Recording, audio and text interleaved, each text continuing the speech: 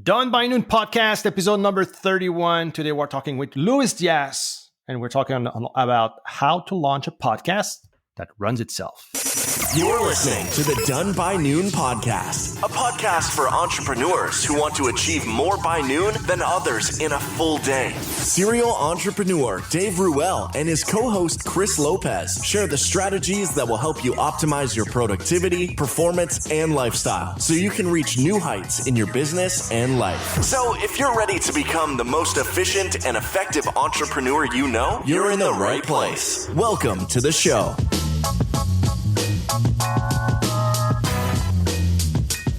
This episode is brought to you by the Done by Noon book, the ultimate guide to achieve more by noon than other entrepreneurs in a full day. As a listener of the Done by Noon podcast, you can grab a free copy of the book at www.donebynoonpodcast.com/free book. But hurry, we've only printed a few thousand copies of this book, and when they are gone, they're gone. Once again, you can claim your free copy of the Done by Noon book at www.donebynoonpodcast.com/free book. Now, back to Dave and Chris.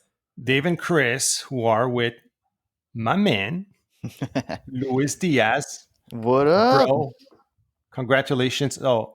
Congratulations on the wedding. So married, you just got engaged and you're just telling me you got married. Yes. That was fast, man. Yeah. We didn't waste a lot of time. Yeah, you know it. Action taker. Thanks, guys. Yeah, it's fun. Married life is new. It's a new journey, but it's good times. I feel like you guys. I feel old. You know. Thanks. I love you guys, but I feel brother. Appreciate it. But you're a great friend, Luis. Yeah, that one hurt, man. I just turned 44 a couple of days ago, so I'm like the old man amongst you guys. I know. Happy birthday, Chris, too. Happy B-Day, Chris. Thanks, man. I know. So so we get something to talk about Chris's birthday, but so tell us about how that happened. So, man, I was stoked that you were getting engaged, and now was that like a conscious decision to just like, hey, I'm going to get engaged and then like married fast, or just like it just happened? No, yeah, we wanted it to be that way. Yeah, we totally wanted it to be that way from the get-go. Like, we didn't want to spend like a year being engaged because it's like I'm Christian, so it's like, you know, until you're married is like, you know, it's a whole new lifestyle. So we wanted to experience that. We're like, hey, COVID's here, pandemic, so no one's going anywhere, so we might as well get married now. I love it. So how did things? Do you find things have changed since you're a married man and a married wife? Yeah, I think, you know, the responsibility stepped up a bit. You know, I'm a husband now, so it's definitely a different pair of shoes you're walking in. But day-to-day life didn't change much. It's been a lot of fun. We went skydiving. Don't know if you guys gone skydiving, but holy cow! No thanks. No thanks, dude. My wife went skydiving for her 30th birthday. I made her sign an insurance policy before she went. I think you would like something have happened, Chris. I don't think that would have gone through. It's like in these movies, like, well, we looked into your records and it looks like you doubled your insurance policy 3 days ago. Can you explain that? I just made sure that the insurance payments were up to date. Just in case. Yeah. That was a cool experience, man. Yeah, definitely recommend. I agree it with you. Sorry, go ahead. I thought you were done. No, I was saying I recommend skydiving. If you haven't done it, do it. It's worth it. Still not convinced. It's like those Costa Rica bugs, you know. It's like, I don't know. Not convinced. But yeah, I agree with you in the fact that I remember when I got married, and it's been a long time now because obviously I'm old. He's taking that one really to heart. Right. That's Kawhi is there with us, by the way, today. Kawhi. And we got a few people. We got Giga Man as well with us today. I'm focused, man. Yeah, he's right there. So Chris and I were just playing with the soundboard earlier. But yeah, back to what we were saying, I feel like it doesn't change it day to day, but it definitely feels the level of responsibility that, or I don't know, the importance of the relationship. I feel like once you've made that engagement, that promise that, you know, yeah, I think you realize that you're in it for life, and there's no turning back, so you have to act accordingly. That's Yeah. how I felt it. I don't know about you, Chris, how you felt it when you got married a long time ago, because obviously you're super old too. Older than you guys, yeah, for sure. I think for me, it's funny. My wife and I had this discussion just this morning when we were going on our walk, and there's a lot of compromise. Like, she is a certain way and I am a certain way, and you let a lot of the ways that not a lot of the ways that you would normally do things, but you always leave room open for the other person to do things the way that they would do it, as opposed to doing everything your way or her doing everything her way. So like, there's always sacrifice, there's always give and take, is what I've found in my 21 years of marriage now. We got married in 2000. Sick, Nice. man. That's awesome. But I feel like it brings the narrative to like to her and I to a we. It becomes, I feel like you're just becoming a unit. And yeah, I don't know. For me, it was just a big mindset, not shift, but it kind of upgraded everything. It was just like better. I can see that. Yeah. So Louis, from a marriage standpoint now, what's something that you have had to maybe sacrifice or maybe compromise in terms of for the betterment of your collective, of you being together? That's a great question. I think for one, is a bit of sleep. Like, my wife is not early bird. Like, I could go to bed at 9 or 9:30 and be happy because I can wake up at 5.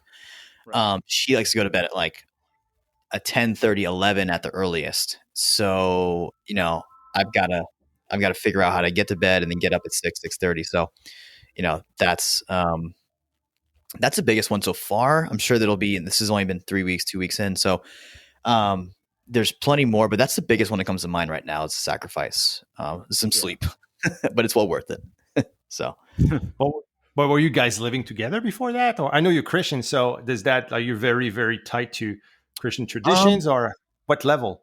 Yeah, so we're both, we're both pretty devout to our faith, but we were living together, and it wasn't until a mentor kind of called us out on that and said hey, you guys aren't living right, and we started to change our ways.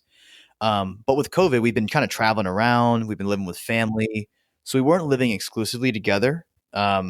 You know what I mean? So we were kind of living in separate rooms, but with family, because we wanted to visit some of our her parents and my parents. So it's been kind of interesting.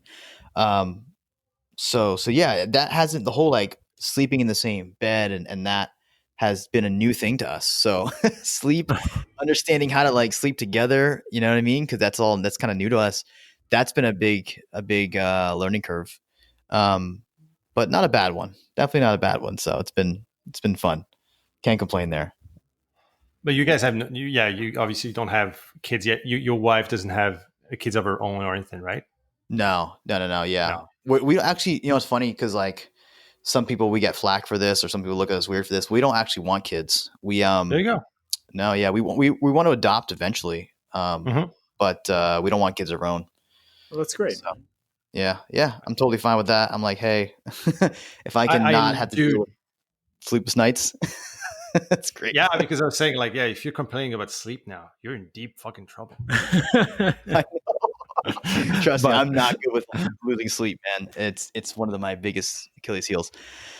So, I think I love that. I love, because Chris and I always talk about kids, because collectively we have a million of them, and Chris is responsible for 90% of the kids. 90% of them, right? But yeah, right. But I love this conscious decision that you're guys got married, but you had that clear conversation about what the expectations were about where you were going with your marriage and with the kids and everything. Because I know he broke a lot of our friends. I know friends who got divorced because of that. They kind of dodged the kids question, or it was just in midair. And they ended up not seeing eye to eye when it was coming to family, and they ended up going to a divorce, right? So it's actually the great thing that okay, well, here's where we stand with that, and you made it clear. Love it. Yeah. Dude, that was our second date. I talked about that. 18 months ago when I met her, I was like, I'm serious about, like, I'm not going to date for no reason. Like, I'm dating the woman I'm going to marry. And if you're not it, that's fine. But Yep. I'm not going to screw around here. I've got better things to do. And I'd rather go make money, than date someone who's not going to be that one. So yeah, it's been kind of an intentional thing. I've been trying to One of the figure out last. advantages to doing that is like you're very clear in your communication. And, Dave was saying, a lot of it is just not being very clear with what it is that you want and what it is that you expect of Right. each other. So just the fact that you set the table by doing that and just saying, here, Yeah. this is who I am. I mean, that's 90% of the trouble that I think couples experience is just like Oh, yeah. clear and concise communication.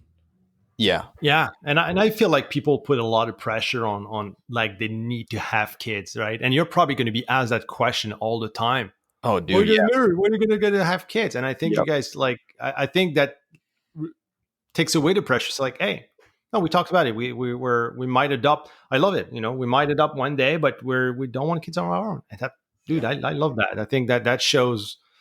I think that's a good sign for your relationship for the long term. Thanks, man. One of the biggest reasons why I think I married my wife, because she's so clear. She's not afraid to call me out on my own shit.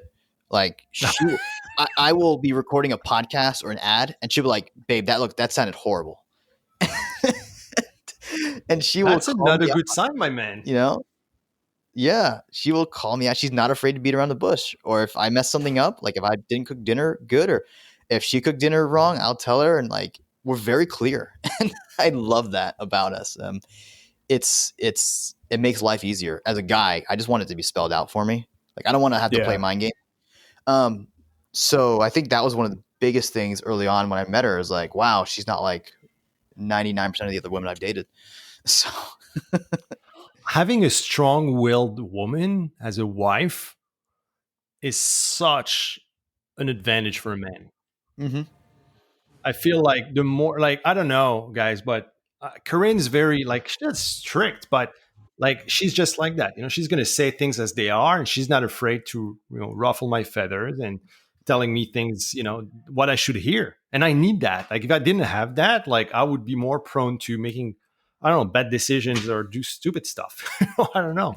And I feel like she keeps me like in line with different things when yeah, I just appreciate that in my relationship. I know Roseanne is a lot like that too, Chris, right? It's just, No, just very, absolutely. Roseanne calls me out on my bullshit all the time, like all the time, and that's what I want, and that's the beauty. It's kind of like what Lewis was talking about, where she spells things out. Like Roseanne is very clear. She doesn't play mind games. I don't have to guess on what she wants. She actually tells me, and it's kind of nice. It makes things really easy.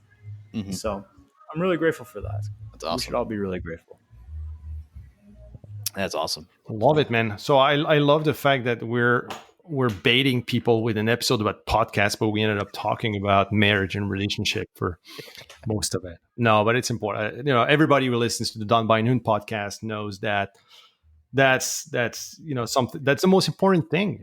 I think as an entrepreneur, as you reach a certain level and a certain time in your life, and you get married, and you eventually you have kids and things like it's important to talk about these things, right? So I'm happy we're getting caught up, and yeah, I was actually I was happy to hear that you'd get married. Cool. I didn't even know because we talked. So maybe a little history between us, like how we know each other, but we've known each other for actually quite a bit of time, for many years. Those like the FX certified partners are familiar with you. You have a training in the partner development center for us at EFIC about podcasting, but we've known each other since what, Lewis? 2014-ish? Yeah, I was a wild college kid then. Had no idea what the hell I was doing with my life. Definitely wasn't podcasting at the time. But yeah, non-job summit in Tampa, Florida. I was. That's right. That's how we met, right? So Yeah. I remember you there, and you were one of the coolest kids there. I remember like you were just I don't know you were different.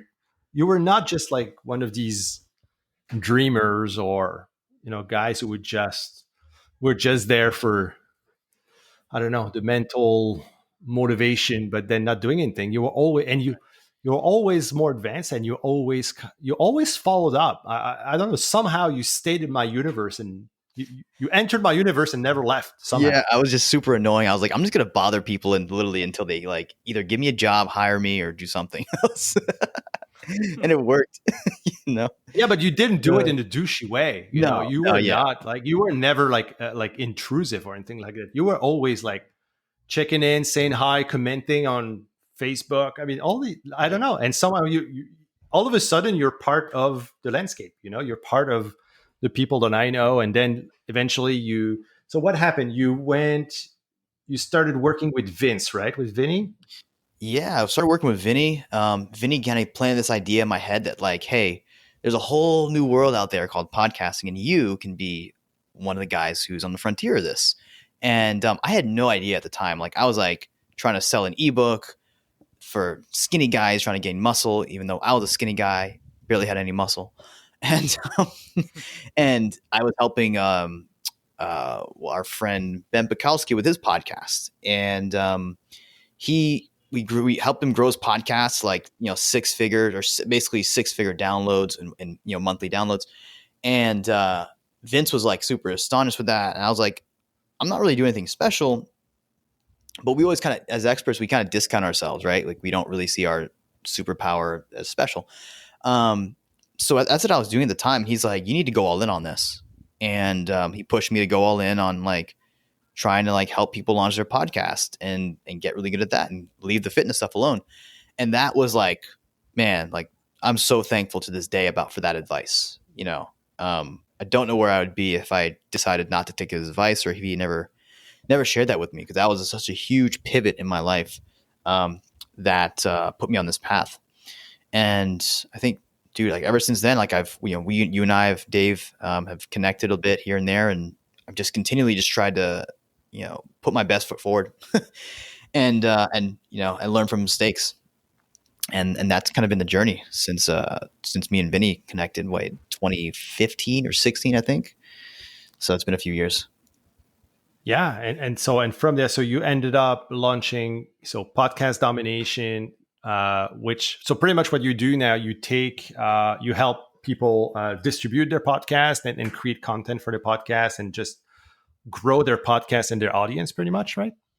Yeah. We want to, kind of what we do is we partner with our company. Like we're an agency, right? But the way I look at it is like we partner with our coaches and consultants and people we work with to help them use podcasting as another lead driver, right? So kind of what you're saying, yeah, exactly. Like basically after they record it, they send it to us and we help them with the processes and systems, which I know we're going to dive into a lot of that stuff here for people so that it's not just a black box, but how to actually do those processes and streamline the process so it's automated. But that's what we do for a lot of people. And then I'm more fascinated personally is on how to grow it, monetize it, how to actually turn it into an engine that drives your business, or a part of the engine that drives your business, I should say. Yeah, and such a great platform for most people. I mean, I think that this is great for people who know how to use a podcast and know how to run it for a long time. I think the problem with podcasting is that a lot of people think that it's easy and end up being caught up into all the small stuff and ended up quitting because there's just too many things to do. And I think with the right process, with the right tools, you can easily make it something that runs itself. And I feel like the podcast is for me, in my opinion, has been has been a discovery. I've been running podcasts now so I got this one, the Done by Noon podcast, but the first one that I've officially been running is one in the French business community called Instigateur with my friend Matt Dumont. And we've been running that for more than a year now. But what we realize is that the audience gets super connected. We have a very, very loyal following, and it makes it a lot easier than to sell or get opportunities that arise from that, because you build that true connection with people that they don't necessarily get through social media, or with you can follow someone on Instagram, but you're going to see all the nice stuff. They're going to see some stories, but there's some things that you cannot communicate via social media that you can actually do with podcasts. And the great thing about podcasting is that you can take a podcast and decline it into so many pieces of content, right? Yeah. Audio clips, quote cards, video cards. I mean, you name it. And that's what I really like about it is as far as content distribution, a podcast is I would say the more accessible version of what, let's say, like a YouTube video would be. We can do the same thing with a YouTube video, but with a podcast, I feel like you don't have that editing to do all these things that are involved with technically with a with video. Yeah. Totally. I think with the podcast too, it's also the versatility of consumption, right? Like if you're reading a blog or you're reading an article, you have to be physically holding something and have it right in front of you. But with a podcast, you could be doing the laundry, you could be cooking. I know that when I'm working out, I'm listening to a podcast and I'm consuming information. So you could be doing so many other things while still consuming this information. Whereas with social media or with like watching a YouTube video, you have to hold your device in front of you or have it in front of you and be focused on that. But with a podcast, there's so much, it's so versatile that you could get your information still while you're doing anything. You don't have to just be sitting there listening to the podcast. True. Yeah. It's funny. I tried video. I still try to do video nowadays, but it gets really frustrating for me when I'm like looking at myself or doubting myself. I find, and I think a lot of people resonate with this. It's like a conversation is much easier to have if it's just a conversation as opposed to trying to be trying to do like a solo episode or something that's video where you're staring at the camera and just looking at yourself. It's kind of intimidating. But yeah, it has a lot of interesting benefits. I think, for me, when I got started, it was just, I realized, and I don't know if it's the same for you guys, but like I was a good talker and I could talk to people about stuff that I was passionate about. And that's all I started with. And that just kind of came easy to me. So I started doing it. And for me, it was better than writing or doing video because I suck at both of those. It was just something that kind of naturally entered, like it just fit with my personality. And that's kind of how I gravitated to it. I don't know. And I know people get into this for different reasons. But that was for me the easiest way to get into the kind of online content marketing space was originally through podcasting way back in like 2015, 2016.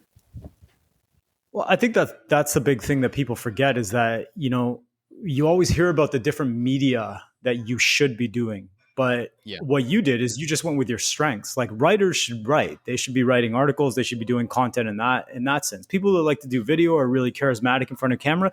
Well, they should be doing video. But if you like to talk and you like to engage, then podcast is the way to go. Like it's all based on what you're strong at. And so I think people forget about that and they get too caught up in the advice of others and what media they suggest that you should do. Whereas if you just take a look at your strengths, you just find the media that best works for what you're good at. And then it doesn't even feel like work. It doesn't feel like content creation because you're doing something that you're just naturally good at.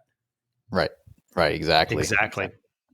But the main problem I think is automating all this, is streamlining it. So it doesn't become a time suck and it doesn't become like that. You might love doing the podcast, but then you're like, oh shoot, I got to, edit the whole thing and I got to do this and I get to make like the cards and everything like that. When realistically, there's a simple process that you can use. And maybe Luis, you can talk about like maybe the process that you have, that you use at Podcast Domination when it comes to taking like a podcast episode and, what happens from there, We can talk about what Chris and I do, but for us, it's a very, very simple process because Chris and I just sit down for every other week to record a podcast. Like we batch record and like from the rest, it's pretty much like drives itself. So maybe you can run through your process at Podcast Domination. Sure. Yeah. And I'll share a little story about how important processes are. Cause I remember when I got my first couple of clients, I was still a solo person. So here I am, solo guy, trying to run 4 podcasts at the same time. You can only imagine how much of a headache that was, because I'm not gifted at anything really. I am just a jack of all trades when it comes to this kind of stuff. So I had to learn processes and systems and SOPs really fast because we were getting clients, but then I was like having a hard time trying to keep it all organized and keep it all streamlined and hiring people and all this stuff. So now we run like anywhere from like 15 to 20 podcasts at the same time. And you need to have systems and automation to run that effectively, or else it's going to be a nightmare and you probably won't be in business for long. So I'll share with you guys kind of like our process and some of the tools we use to do that. And you can do this for one, or you can do this for however many podcasts you have. But for me, it kind of going back to what you just said, Dave, is what I do personally is I will batch record my content once every other week or sometimes once a month. And that will look like me just literally sitting down with my iPhone, and I have a GoPro wireless, which is like it's like a wireless microphone. So I clip one piece onto my shirt, I clip one piece onto the phone, and then I just press record on or video if I'm doing video, if I'm feeling lucky that day, or I just do audio. And I can walk around my house. I can, walk around my office, or I'll just sit there and I'll just talk and look at my notes. So I record 4 episodes typically within like a week's time, and that's my content for the month. After that, to kind of walk through process this with people, I have a Google form that is basically how I submit my podcast, and I submit those to my my podcast manager. So if there's one person if you're looking to hire, if you want to run a show on your own, you're going to want to get someone who's like a virtual assistant who can do the editing for you, and then also the posting the show on to Libsyn or wherever you host it. Those are the two kind of like the biggest things I would say get off your plate first. But what I do, I batch record it. I'll send it through this Google form, which is basically tied to a Trello board. So when I send it, I hit submit. My podcast manager gets a little notification that I've sent something, and then she goes in from there and does a couple of things. You feel free to guys ask me questions if you want. We can dive into any of these. We've broken it up into kind of like 3 different segments of like in the process. You've got like your editing, like the raw audio files. Then you've got writing up show notes, and then you have the video editing and and creating like social media assets for them. And those are kind of like the 3 main parts that it'll go through. If we're talking about like a step-by-step kind of process of how the sausage is made. Once it gets through all those 3 parts, audio editing, so cutting out the ums and whatnot, adding the intros and outros, then putting the show notes in place, getting someone to write those up, and then creating some kind of social media assets for them.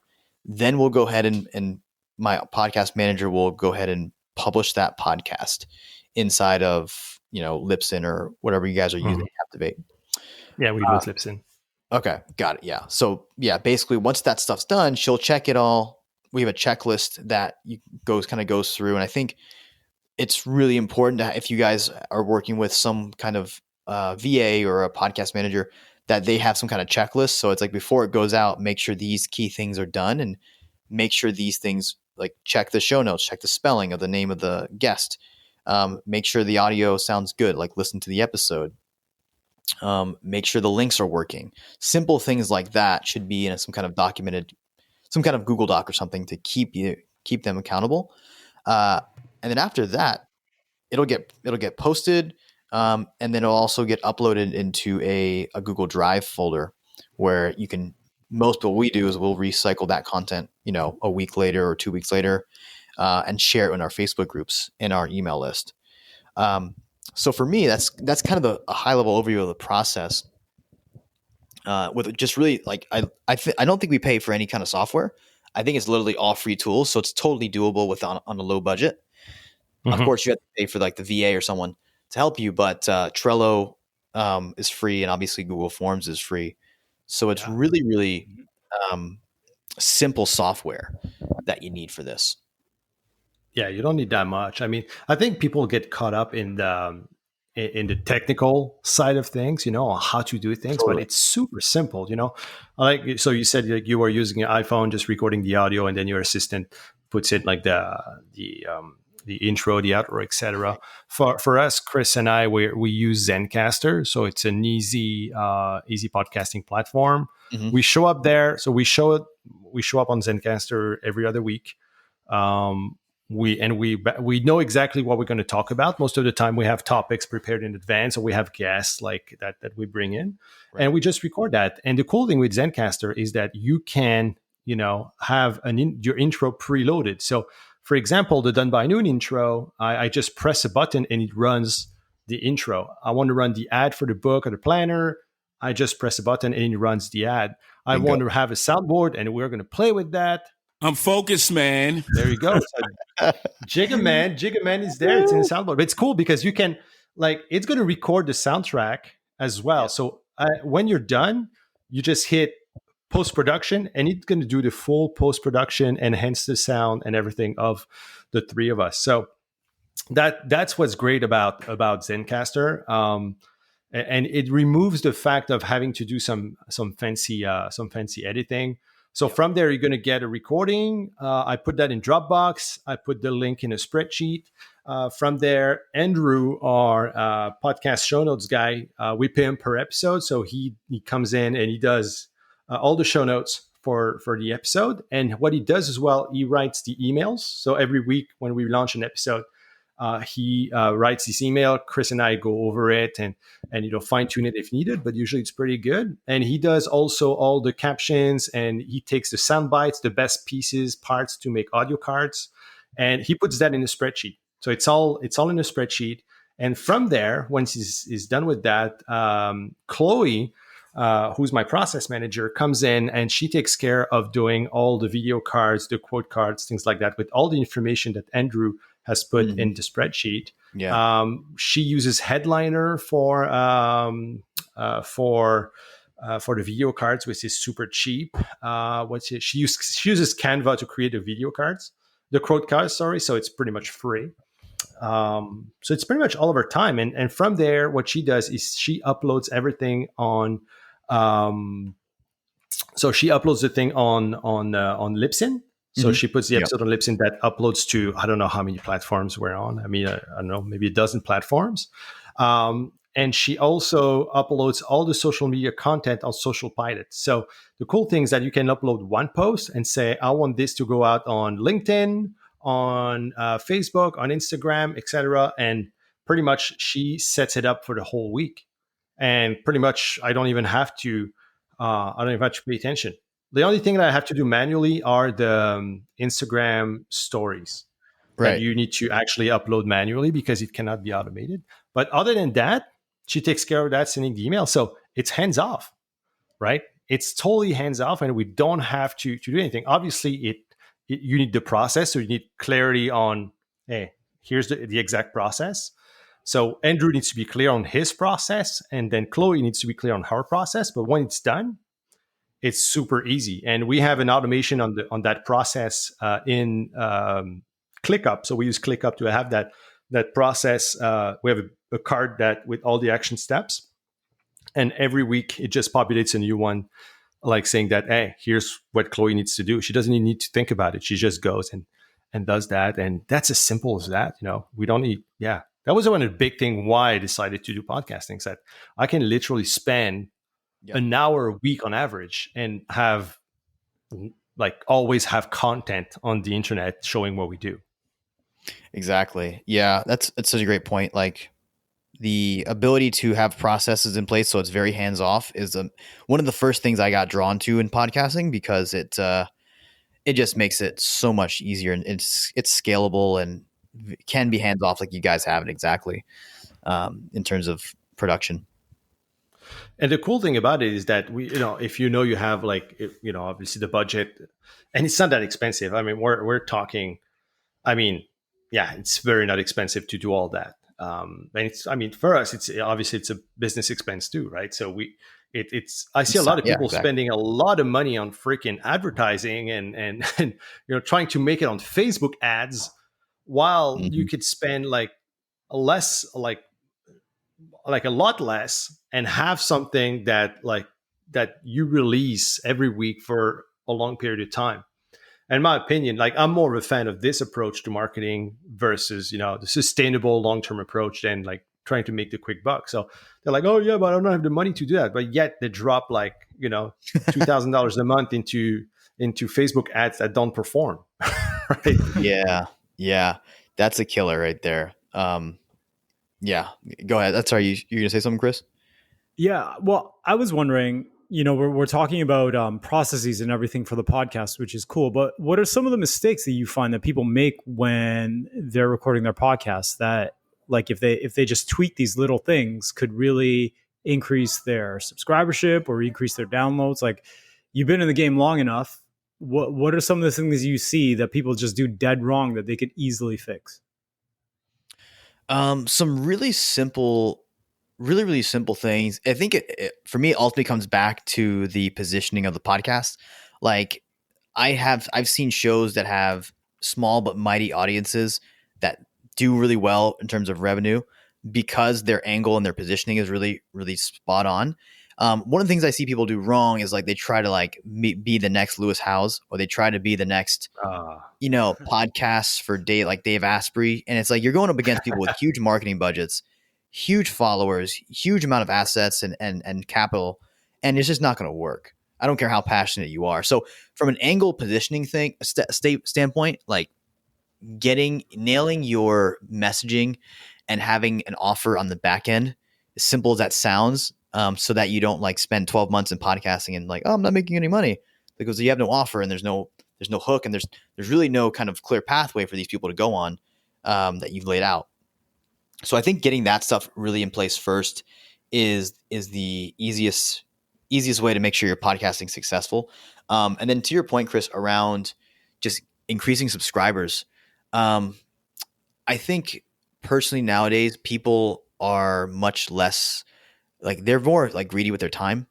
Like they're not going to spend an hour trying to figure out if you're a good podcast to listen to. So simple things to do is, number one, in the beginning of the episode, have a hook. Tell them why they're there in the first 10 to 30 seconds, like what you're going to get out of today's episode. And then in terms of like getting more clicks and getting more people to go through the podcast, having really dialed in benefit driven titles, meaning the titles are very, very clear as to what they're getting out of it. It's almost like the headline on a sales page. And then the marriage advice is like free bonus. It's exactly. unadvertised bonus. Exactly. It's okay if you get to the hook, if you get to the content 30 minutes in, that's okay. They can hit the skip button for that. But but I think people are used to us now. They know how we roll. Yeah, exactly. And what's a good trick too? Like there's another podcast out there called Mind Pump that does this. Like they'll talk for a good 30, 40 minutes first before they get into anything they discuss in the title. However, they just say, hey guys, if you want to skip to the part where we talk about podcasting, just jump to minute 38. And people are happy to do that. And you're not, you're not taking anyone off. So those things are simple, like, but very important things to have in place if you're going to do podcasting successfully. Is offer, angle, have really like spend time on your headlines and your titles, because those are what get clicks. Yeah, it's like copyright. I mean, those are old marketing tactics, right? Like it's some of the best advice that I ever heard when I started in business was, the customer is always going to be asking, or the consumer or the subscriber, or whoever, they're always going to be asking, well, what's in it for me? Yeah. And exactly. So I think you always have to try to make it about them to get them to continue reading. I think it was Vince that actually told me that. Mm-hmm. Yeah. And I agree though. The only part though with that is that you need like more intense post-production. You need someone like who actually goes and listens to it and then you need to record like the intro separately in some way, say, hey, like minute 38, we're going to talk about that. That's why we don't do it with this podcast is because we record and we do the post-production right away. So it's kind of a one-shot thing, right? We just record and then done deal. It's more matter of efficiency and respect for our time, but I agree with you. And I don't know what you think about it, but we talked about, talking about other stuff too. And yeah, you need to obviously have great titles. But I think too many podcasts now are just Me Too podcasts. They try to just interview Mhm. people, like just like it's too much of the same. You know what I mean? I listen to a podcast and it feels like I've listened to so many of them. And Yeah. I feel like people need to start injecting their personalities in their podcast more. I think they're like, oh, well, no one wants to listen about my life. No, people are curious, man. I think people want to, if you want to build a relationship, but you keep everything surface and you just don't go deep or have, conversations, like how do you expect that people are going to get to know you, right? And I feel like it's, you see a lot of people selling the podcast process and the formula, but eventually you just do what everybody does, right? Yeah, yeah. You got to decommoditize yourself by having some personality in there, whether that's some fancy like Jay-Z, um, voiceovers and stuff. But Oh, however you want to it's do it, right there. He's there always, and I'm focused, man. he's exactly. focused. Yeah. Whatever it may be. Yeah, you have to decommoditize yourself because at the end of the day, it's really easy just to sound like everybody else, right? Um, I think I want to stick on Chris's question because that was a great question, dude, for a second. The cool thing about podcasting now, I'll mention this for those who are already in the game, is there's a lot more companies coming out and opening up their websites to selling sponsorships and running ads on it. Like we had a client gain like 80 subscribers in the month of January through one like $300 subscription or $300 ad spend, which isn't bad for a small audience on a website that is not Apple or Spotify.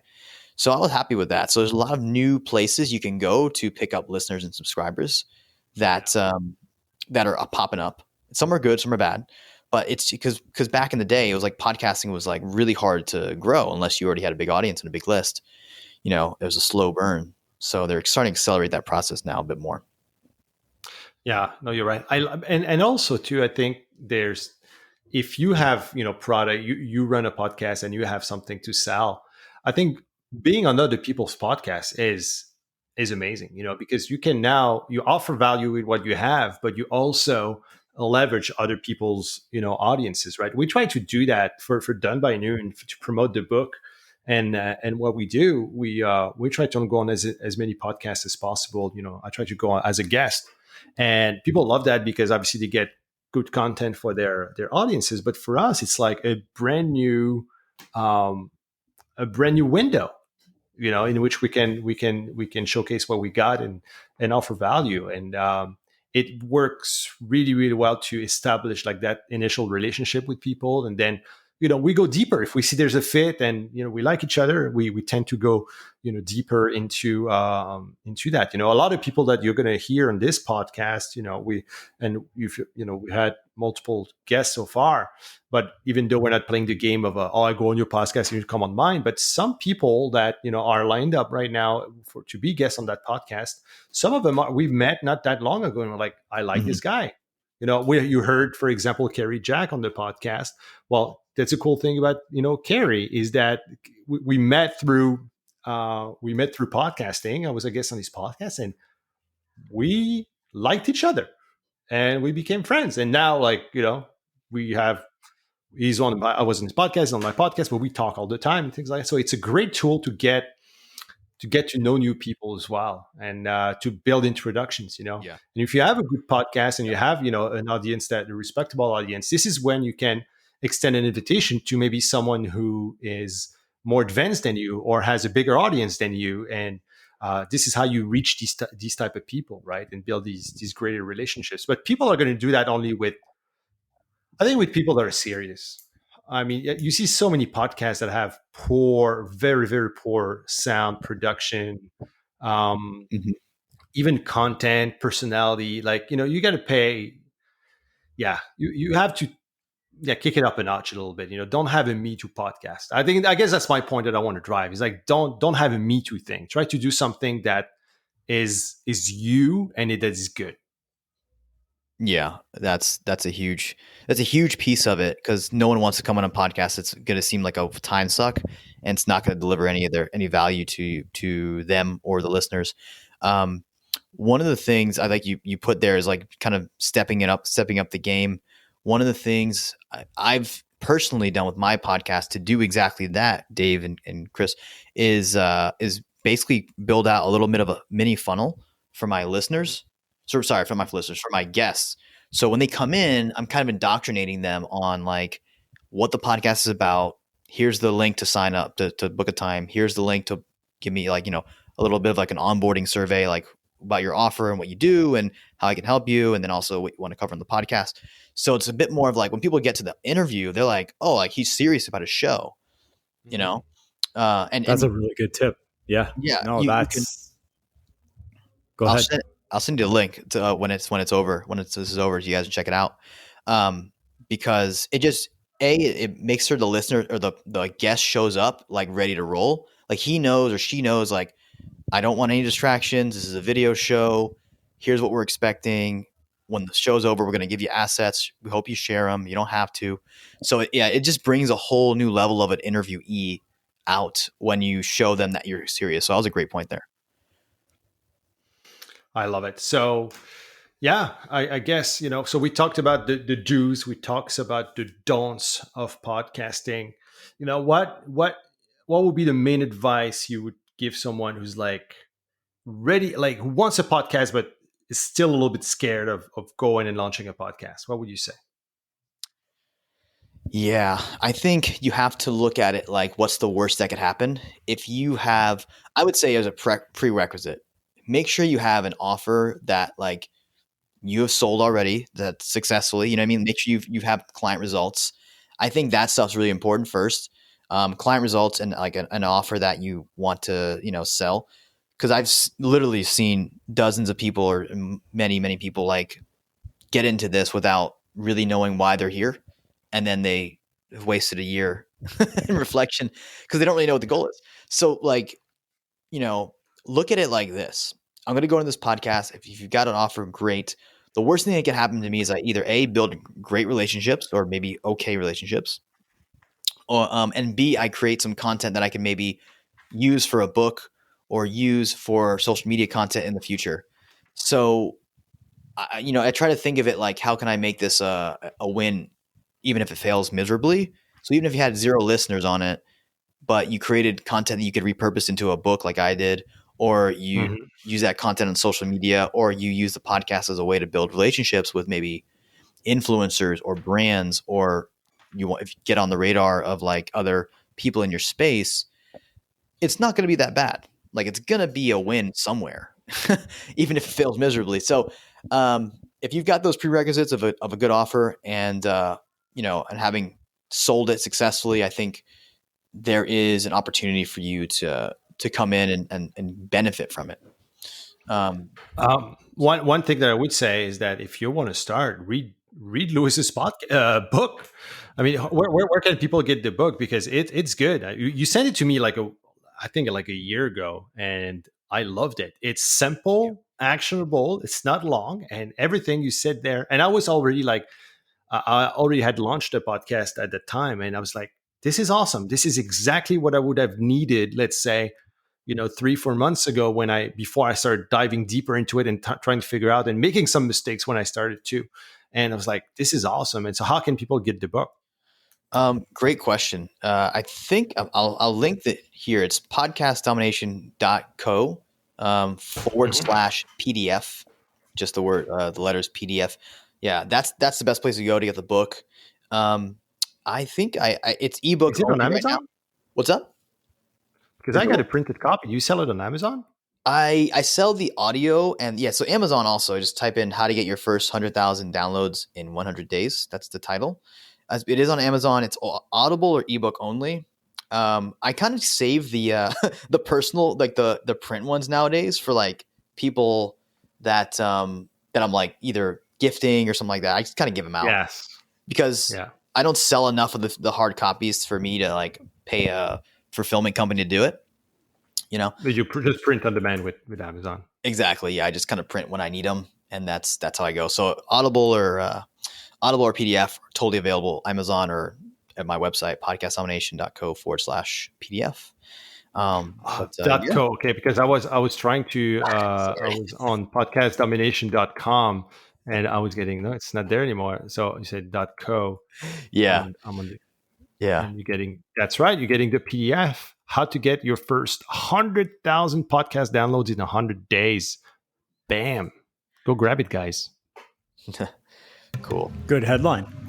Yeah. I mean, Funny story. I was in Vince's mastermind when I came up with that book, and it was literally just what was happening on the back end, like with some of our agency clients. Like they were bigger names, but they were growing fast. So I was like, well, let's just call it this. And I think it was Joe Legalbo, who we all know Joe here, who's like, man, that's a winner.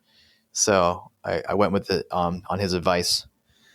So that was Nice. that was I love your podcast domination logo.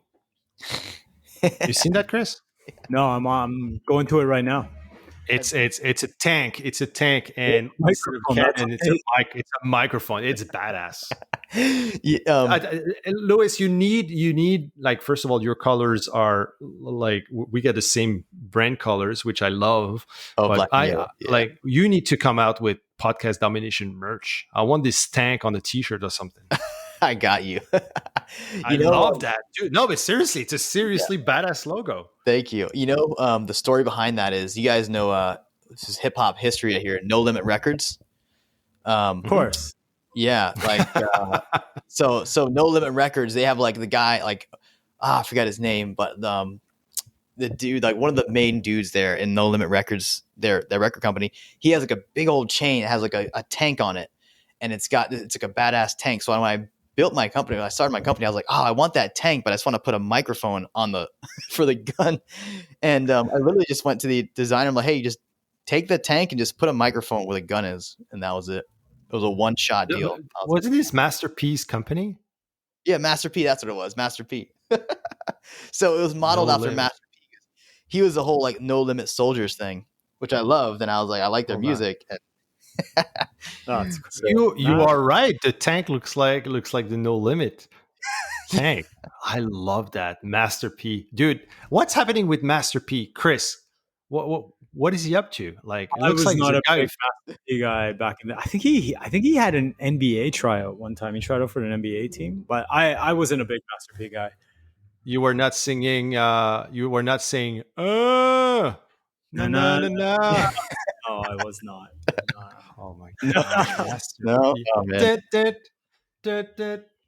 Oh my god, Master P. Yeah, but it looks like I don't know. I should do some research about the guy. I don't know what he fell off this. He did. He fell off the scene big time. Yeah, I don't know. There's something up. But wasn't he a pastor for a while? Oh, maybe that's what. Yeah, Master P, or was it Pastor P? I'm pretty sure it was Master P. You're scaring me. But I know, but that was his pastor. Oh yeah, well, I don't know. Maybe I don't know. We should do our research and follow up on Master P. Jay-Z doesn't care about Master P because I'm focused, man. Yeah, man, he doesn't care about others what doing. He's just focusing on his own path. Love it. Oh, I'm gonna abuse of this Jay-Z button. Love it. I want to see you go on like Facebook Live and do one of those and do that. We're gonna get Jigga Man on Facebook Live, Chris. Jigga Man. Yeah. So, tell the story about Jigga Man, Chris. Like one of your friends met Jay-Z once, right? Oh, one of my closest friends, Jay-Z, had a concert in Toronto, and this was, I think it was the early 2000s, and then a friend of mine was able to go backstage because he worked for the hockey team there, and so he was able to get backstage in the stadium, and so he got backstage passes, and he's walking around, and he sees Jay-Z come out, and he froze. Like, he didn't know what to say. Not like, it's a pleasure to meet you. It's nice to, like, how's it going? I'm one of your biggest. No. Instead, he runs into Jay-Z and he looks at him and he's all like, he's all like tongue-tied and everything. And then the one thing that comes out of his mouth is, Jigga Man? I was like, bro, you totally bombed it. Are you serious? Of all the things you could have said, that's what you said?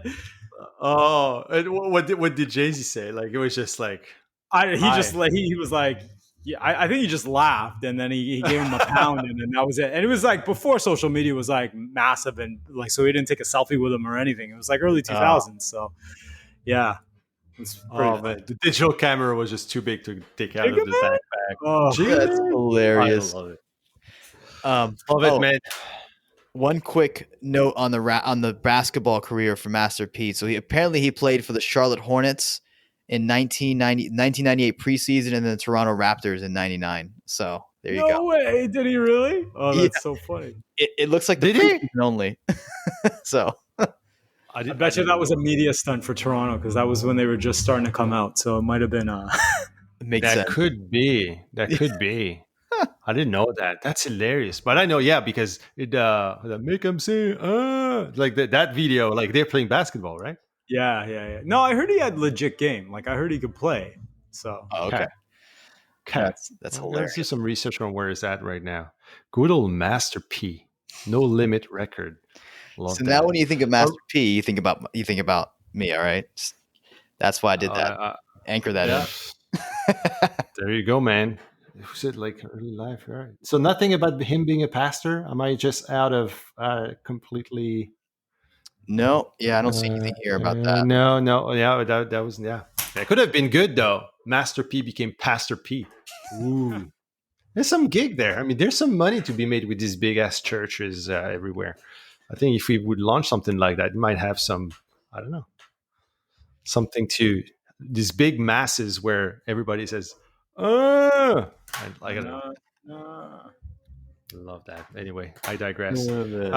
Thank you so much, Luis, man. Always a pleasure to catch up. Always a pleasure to have great news from you. Married man, Luis Diaz now. Podcast Domination. Best way. So grab the book. It gave you the secret URL to go grab the PDF. But if people want to get a hold of you, want to launch a podcast, want to hire you to run their podcast and distribute the podcast, how they can get in touch with the great Luis Diaz. Thanks, Dave. Man, the best place to go would be either the website, podcastdomination.co, or just put a Lewis and an @ sign in front of that. You can email me, lewis@podcastdomination.co, and Boom. easiest place to find me. You're awesome, man. Love you lots, my man. Thank you so much for being a good friend, being a loyal friend, being in my life. Appreciate you as always. Chris, brother man, happy 44th year of life. Yeah. Yeah. So you don't okay, hold on. Before we go, Chris. Am I telling another fun story? Yeah, let's talk about the story. Like I feel like I forgot to talk about it earlier, but talk about the herpes for life sticker. Okay, so for my birthday, I run a bunch of programs here in Costa Rica for the youth here, and one of them is a strength club. And so with strength club, we not only we don't only work out, but we also talk about masculinity. We talk about there's some sexual education, there's some productivity stuff, and I make them do homework and stuff like that. So one of the things that we were talking about one day was making sure that you're careful if you are going to be having premarital sex, which teenage pregnancy is a big problem here. That you're aware of the ramifications of things. That there are second order consequences or second order results to what it is that you're doing. And so we talked about STDs, and so we talked about herpes. And I told them, if you get an STD like herpes is for life. And remember, these kids are South American, so English is not their first language. So I would always tell them and remind them, this is for life. Herpes is for life. If you get herpes, you contract it for life. Herpes is for life.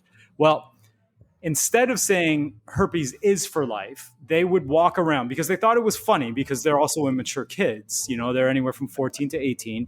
And so they would walk around town and give each other pounds, like fist bumps, or like other people that they would see across the street. But they would say, hey, bro, herpes for life.